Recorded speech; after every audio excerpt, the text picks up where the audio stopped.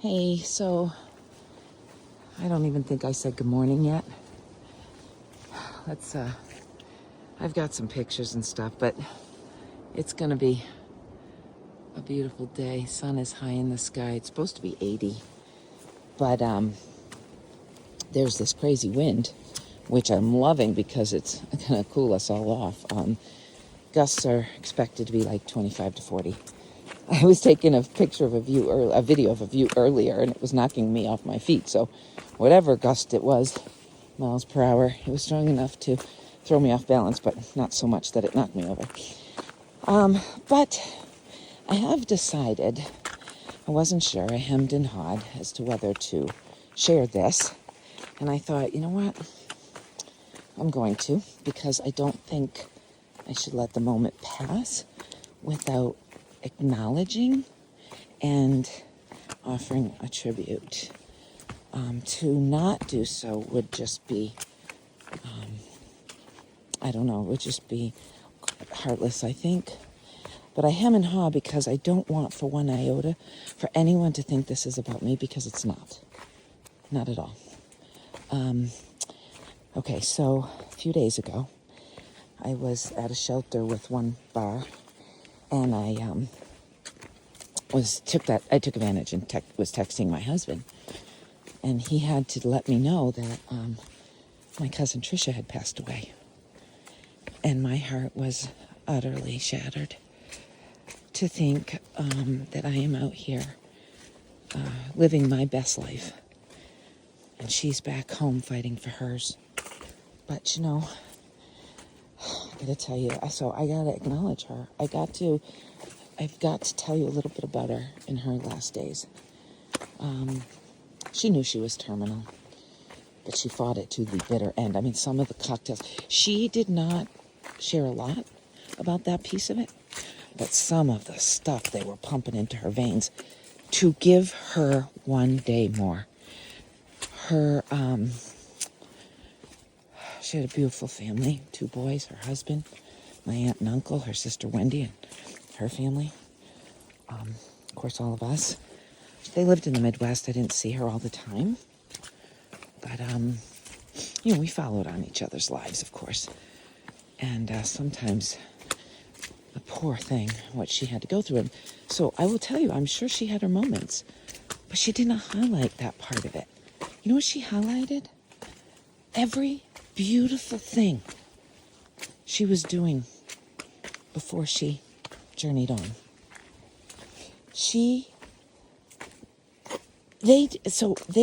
Her kids and her husband and her, they did everything. They did so many fun experiences together. They went on their family dream vacation to Hawaii. They did family portraits.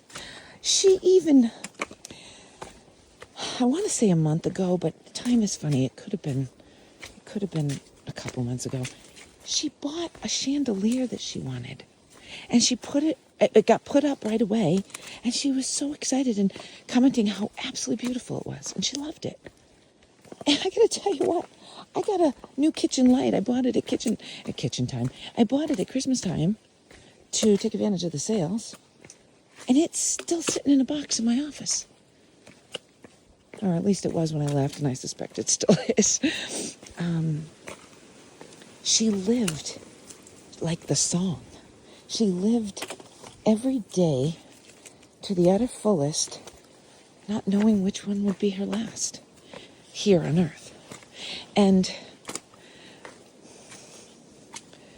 the face that she showed the world, there was a little bit of my life sucks, but mostly, honestly, was strength and determination and joy. And I gotta tell you, it's honorable. It is truly honorable. And that is why I really wanted to just say a few words. Please, please, please, please, I am not looking for an inbox full of condolences. In fact, I would beg you not to. That was never the point at all. And that's why I actually didn't think I was going to say anything, because I didn't want it to be misunderstood. This is about my cousin Trisha. and the beautiful woman that she is. And now she has a healthy, full, and restored, perfect body, that someday she and I will meet again. And I look forward to it. So girlfriend, cousin, until we meet again, Godspeed. Hug, love, and kisses. And to my family, if you're watching. My aunt and uncle, Wendy, her family. My heart aches for you. My heart is just utterly broken for her husband and her kids. Because obviously there's no making sense of it. It's a horrible, horrible, horrible thing. She was only 46 years old. Okay. Enough on that. I love you all. Be well. Hey, so let's go back to good morning. Thank you, though, for listening to my last few minutes and sharing in that with me. But, okay, so I keep forgetting that I'm supposed to hold my camera like this. It's easier for me to hold it the long way, but this is like, my daughter says, nope, this format's on Facebook better, so you gotta do it. Okay. Anyway, so again, it occurred to me I'm doing a very lousy job. Not so much of telling you where I am, I do that, but unless you know how to look up where I am, you don't know the mileage or whatever, and maybe some people actually want to know that. So I left Spence Field Shelter this morning at mile 184. Today is day 14 at mile 184. I am in the Smokies. Yesterday was day 1 in the Smokies. I left Fontana Dam at mile 166 and got to 184. Today I have, I'm not sure, I'm torn. I was thinking, I keep calling it the Doubletree, like the hotel, but Double Spring Shelter. It's only like, it's a shorter day than I'm typically used to, at 13 and a half miles or something like that. But the shelter I was hoping to go to, Collins, has a warning of high bear activity. So I fear that, and there's really nothing in between. There's nothing in between. In the Smokies, you are required to stay in a shelter unless it is absolutely full and you have no other option. You know, I start these videos when it's flat, and inevitably they go straight up, and now I'm huffing and puffing, and I don't want that to be annoying, but I don't want to stop the video because it's a lot of work for my daughter to splice, so I'm just gonna go with it. Oh, because stopping is like absolutely not gonna happen. Okay, besides, I think I'll be there in a minute. Okay, so I don't know what to do. I mean, I think I do know what I'm gonna do, actually.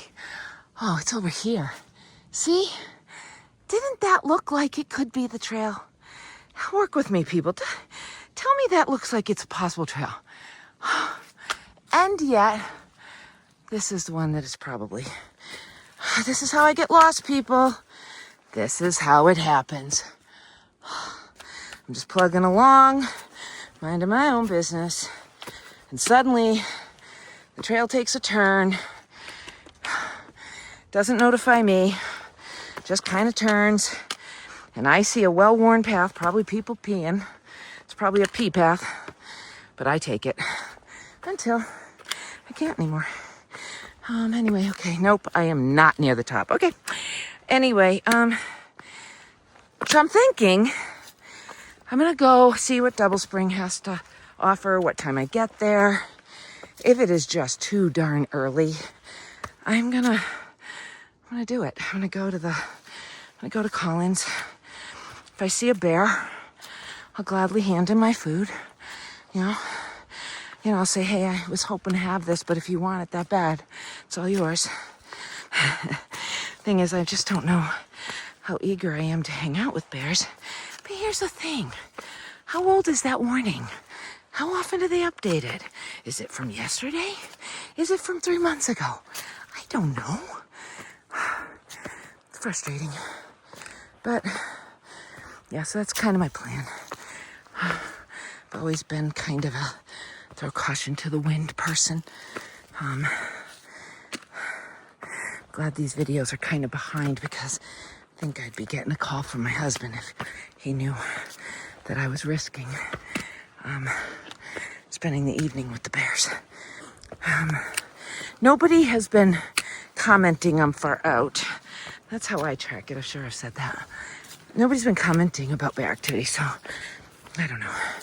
I don't think they want me. They want my food. If I hang my bag, I should have no problem. Although, you know, when you hang your bag, and I would have thought everybody knew this, but this morning, last night, this gave me pause. I mean, when did I learn it? I read it, right? How would I have otherwise known? Maybe someone didn't know. But I was talking about how I need to still hang my bear bag to another woman because I was still using my toiletries and I wanted to throw it in the bear bag. And she goes, oh, good idea. I'm like, good idea? It's the rules. Like, any scent other than my body odor has to be hung. Okay, my body odor is tolerable and acceptable, but no, it's not tolerable. That was the wrong word choice. Acceptable for going in the shelter. And far from tolerable. Man, do I stink. I brought all smart wool because, you know, wool doesn't stink, but my sun shirt is polyester. And woo-wee, does that smell? So I am hoping, you know, well, I just said, you know, when I get to laundry, which right now I'm sure I've said this, my goal is to not get into town any sooner than 7 days at a time. I do not want, I mean, what's the point? Might as well just go spend a road trip across the country with, you know, Holiday Inn after Holiday Inn after Holiday Inn. No, my goal is the woods. This is where I want to be. It's where I want to sleep. It's where I want to stay. So I will go into town and be a human being for a little bit at a time. But it's really going to be driven by battery. When my charger is empty and my phone is empty, I will need to go into town. Maybe food. Plenty of water. But it's funny, I was thinking back, like somebody told me that, not in the Smokies, but in other parts of North Carolina, I don't know how true this is. I don't know if it was in that one location where we sheltered or if it was other parts of North Carolina, but this guy said that the bears are terrified of the humans because they allow them hunters to hunt the bears. And so the bears have learned to be afraid of humans. But in the Smokies, they don't allow it, so the bears are not afraid. I don't know how true that is. But we obediently hung our bear bags, you know, because those are the rules. And I had to laugh. I've told this story to so many hikers. One night was, oh God, it was the night of the tent malfunction. You know, that really should be a federal holiday. The night of Karen's tent malfunction on the AT.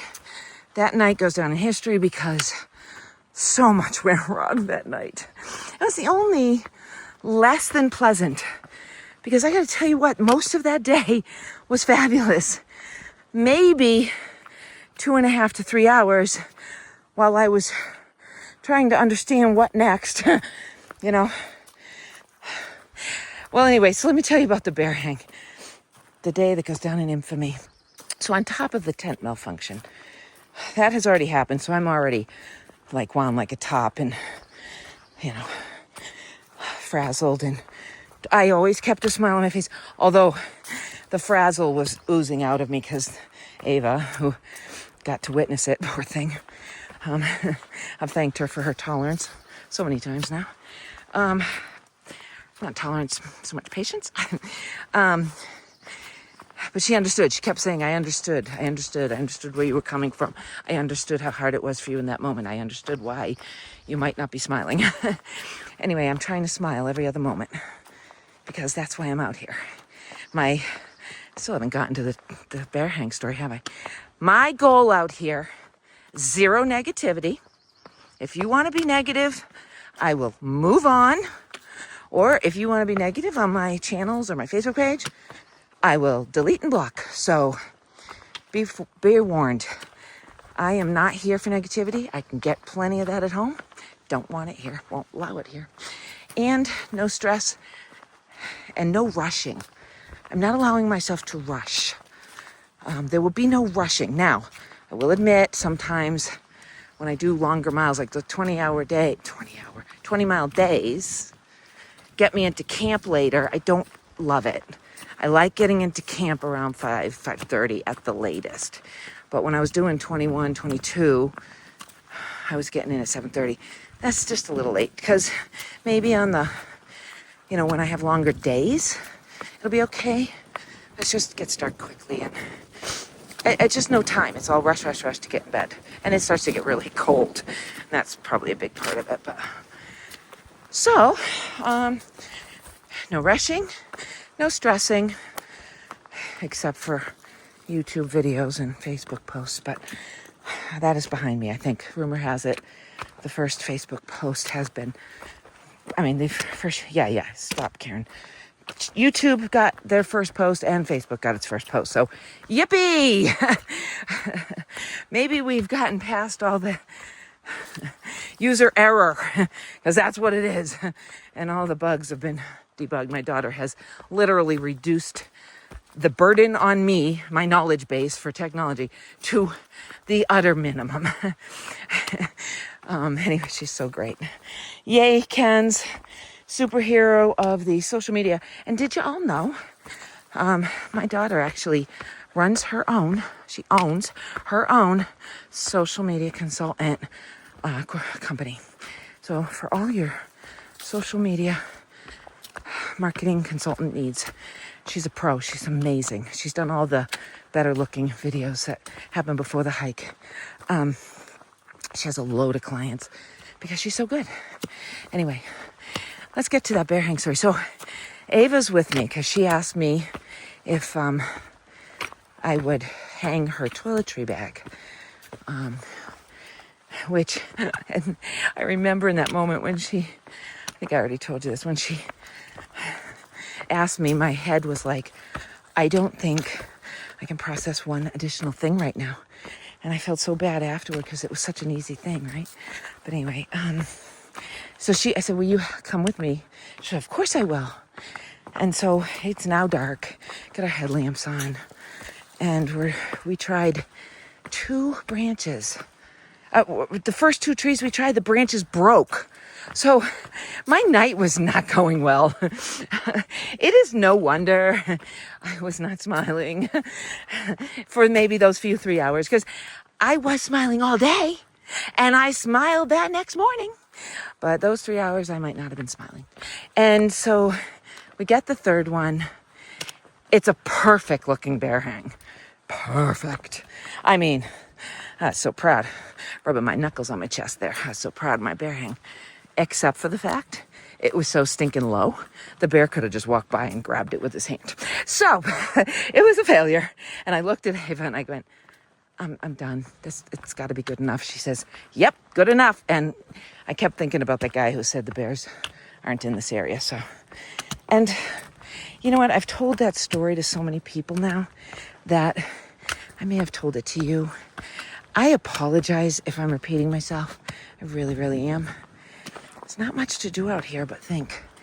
And it's hard for me to remember what I've shared. But hopefully going forward, there's just going to be so much new information that I won't be reverting to old stories. Hopefully I will be getting those stories out and knowing, okay, anything from yesterday has been, anything worthwhile has been documented, reported, and done. And maybe I'll make that promise to you right now. starting right now, which is 10:08 on the 14th. No more past stories. Except I still wanted to tell you about the Hidden Pond Hostel. Haven't done that. This is not just for, maybe friends and family who want to know what's going on, but also anybody who's thinking of hiking the trail next year, maybe trying to get different pointers or whatever, because that was what I did. I scoured the YouTube videos listening for tips and pointers. I'll just do a plug for the Hidden Pond. Now, in Far Out, it has the name the Hidden Pond Hostel. Hidden Pond.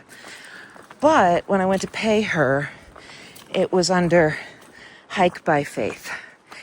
From what I understand, it was owned jointly, and one of them moved on, and I think she changed the name, but I don't know that it's been I don't know if it'll get changed in Far Out, so I'll give you both names. But it has to be by far the gold standard. I think most people will hit it about 4 days in. She does your laundry for you. There was 3 of us that night. We went into her dining room and ate dinner with her. Okay? She made it. She served it. I mean, come on. It was spaghetti with some kind of Alfredo. Now, it came out of a jar. At home, I would be loath to ever buy anything like that out of a jar. But it was so flippin' good. I'm not gonna lie. Still, I'm never gonna buy it at home. I saw the jar in the trash, so I know what she used. And yeah, no, there will be none of that at home. But here on the trail, I am all about it. Yesterday, I was eating mini vanilla Oreos that I bought at the resupply in Fontana Dam. I said, maybe I'll eat about half this bag. No, I ate the whole bag. I ate the whole bag of these little mini, and can I tell you what, even mini Oreos, you still break them in half. You eat the dry side first and then the creamy side. Ate the whole bag, and I said to myself, I hate how much I'm enjoying these. Yeah, okay, so she has the bunkhouse clean. She has about 1,000 outlets and different charging spots, so you can pick the type of phone you have. All the linen, everything, just up there, clean. I think I paid $50, and I got linens. I stayed at the Knock. It was a plastic twin. I wanted to take a video. Darn it, so bad. I'm so mad I did it. It was a plastic covered, thank God for that much, coated mattress. That's what I got. A bunk with a mattress, a plastic coated mattress. That was it. The bathroom, clean. And the shower was separate, so someone could be in the bathroom and someone could be in the shower. This wonderful porch to hang out on. She had breakfast in the morning. It was bagels and coffee with peanut butter or cream cheese. That's great. That's enough, right? She picked me up from Girard Gap, and I opened the door. She got the radio on, and I said to her, I go, Christian music? And she goes, yeah. She looked a little nervous, well, how was I going to respond to that? And I said, I love it. And she smiled a little bit. She was very quiet girl, Olivia, the owner, quiet girl. So I just told her I'm a Christian myself, and she acknowledged it, but it wasn't like I don't know if she believed me or not, or whatever. For whatever reason, maybe she's just dinner's on the stove. I got to get back. Let's move it. She gave me the tour. She has the most unbelievably beautiful dog. Didn't get a picture of him. I'm still new at this. But she also, what else did she have? She had a resupply. She had a big bin of free stuff. I almost think it might have been close to expiration or expired. I didn't take any because at that time I still had 10 days worth of food weighing me down. But she had a resupply. So, if you're on day 4 and you needed stuff, she had it. It was a whole closet full. She locks the door at, I forget what time, and she says you can come into the house until that time, whatever. But then she opens it at 7 in the morning or whatever. The only thing she wrote was no partiers. And I was like all about it. And throughout the entire hostel, everywhere, were pictures of scripture verses and, you know, that kind of thing. And so clearly, strong believer. I mean, her Venmo was Hike by Faith. And she had little Bibles, little New Testament Bibles, very small, lightweight. So in case, probably, you wanted to take one on your hike. Maybe she witnessed to somebody. But it was just, at first I was like, why am I going so soon to a hostel? I had my reasons. They were stupid in hindsight. I had done a 21-mile day, and there were the only thing around was campsites, and I didn't want to do a campsite. I wanted to go where there would be, at least a privy. And there wasn't any, so I said, well, if I do this hostel, then I don't have to set up anything. They'll feed me, whatever, right? In hindsight, stupid. I would never do that again. All right. I don't regret stopping there though. I started with the approach trail. So she was at mile 36 on the AT plus the 7.5 miles. So I had done some serious miles, and is it 36? I don't know anymore. But I had done some serious miles. And so I was there on day 2, which just is stupid in my mind, right? Seeing as how I don't want to spend as much time in hostels as possible. I want to spend as much time in the woods. But so for me, but I don't regret going because I think I was meant to cross paths with her. She was very quiet until she gave me a ride back to Girard Gap where she picked me up so I could continue on. And then she talked more. And I think that was the whole reason I was there. She prayed for me. I prayed for her. Took some pictures. Actually, I think I have a picture. Yeah. Oh, gee whiz. You know what? Yeah, whatever. Some of my pictures disappeared, and I don't know why. Pictures I can usually handle. I don't know how I screw that up, but I think what I did was I put them in the software for the video editing and thought I could delete them, but then the video editing didn't capture them, and so I think some of the pictures are gone, but whatever. Okay. So, I would, if the average person is doing 8 miles a day in the beginning, then that would be the perfect, place to have her pick you up and have that hostel experience because it's well worth it.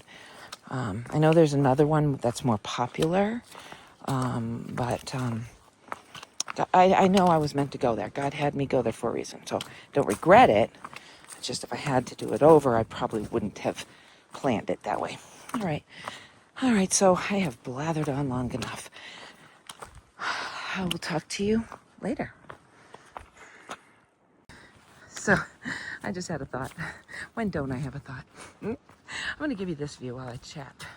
When don't I have a thought? Why don't I just do 10-hour brain dumps every day, right? Let's not. I would never do that to you. But I was laughing. So I got out at 7:34 this morning, which I think may be a record. I don't remember, to be honest. But that's really good for me. So I was excited about that. And another thing I was excited about is usually I am just so bitter cold that I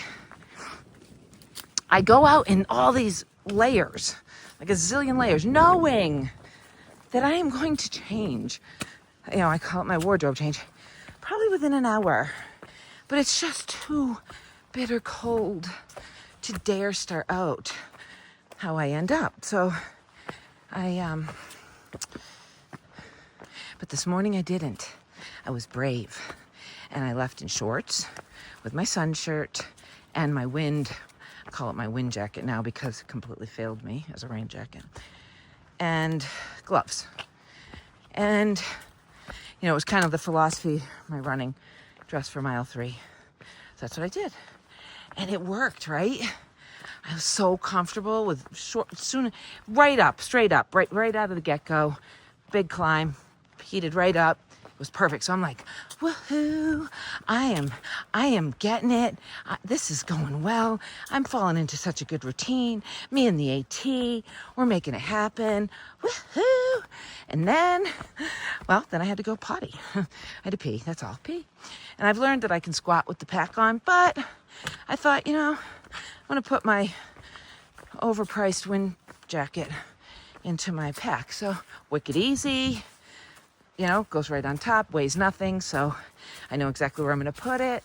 Boom. I got that all snugged up, pack's ready to go, about to put it on, and it hit me. Oh my goodness. I forgot to pack snacks in my hip pouch. I usually pack lunch and snacks in the hip pouch so I don't have to take another 20-minute break. And it's not that I'm in a hurry. I'm not, remember, rushing is not permitted. But I just hate getting into camp late. And every pit stop eats away that time. So I was like, oh, you know, Karen, if you don't do it now, you will hate yourself later. So I had to, and the food goes, it's not way low. In fact, it's one of the higher things because you put, as one guy at one of the outfitters says, you put the gallon of milk on the top, right? So the heaviest thing goes up top and flat as it can be against my back. So it wasn't on the top, but it was close enough. But that was the food bag. But what I had hoped to eat for lunch was at the bottom. Why? So, and I was determined. Oh God, this is great. So what did I want so badly? I bought some cheese at the last resupply. And at night it's cold enough, but during the day, if it's 80 today, it will get gross, right? So I'm gonna eat that today. And in some pita bread. I love pita bread.